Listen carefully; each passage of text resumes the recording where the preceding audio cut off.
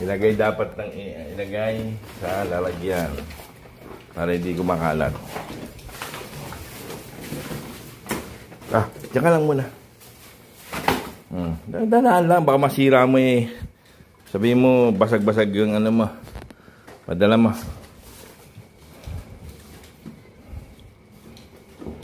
Cup noodles, sabi ko tayo isa. Na. Sige, sarap ng agahan natin ngayon.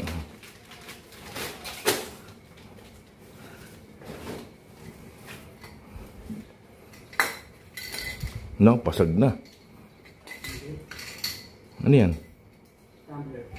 Tumbler? Bumili ka pa rin. Mas maganda tumbler natin dito. Masarap ang ating kakainin mamaya. Damit mo. Lagyan mo lang dyan. Hindi, yung ano, itinayara mo sa akin.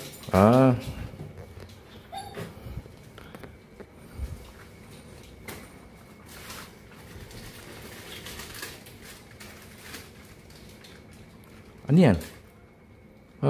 Biskwit. Eto, pinagmamalaki ko.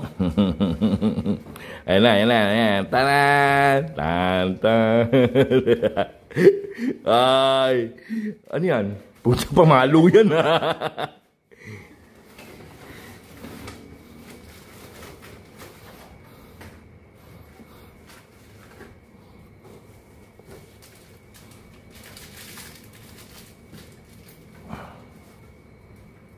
Yan, magandang bag yan.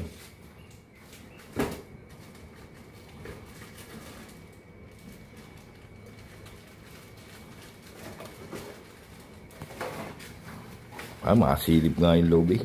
Nainip na ako eh. Bagal kumilos ng sales lady natin eh. Ay, hindi.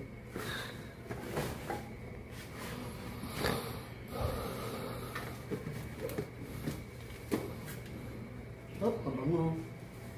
Pabango doon sa bag. Teka, sa bag natin lagay. Dapat importante pabango. Ayan, dito mo lagay pabango. Yan, atong pabango dyan. Sabit mo sa pinto. Ay, hindi. Yogurt.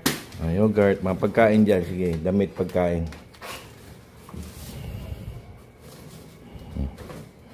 Pati ba naman yun? Pwede naman bilhin dito eh.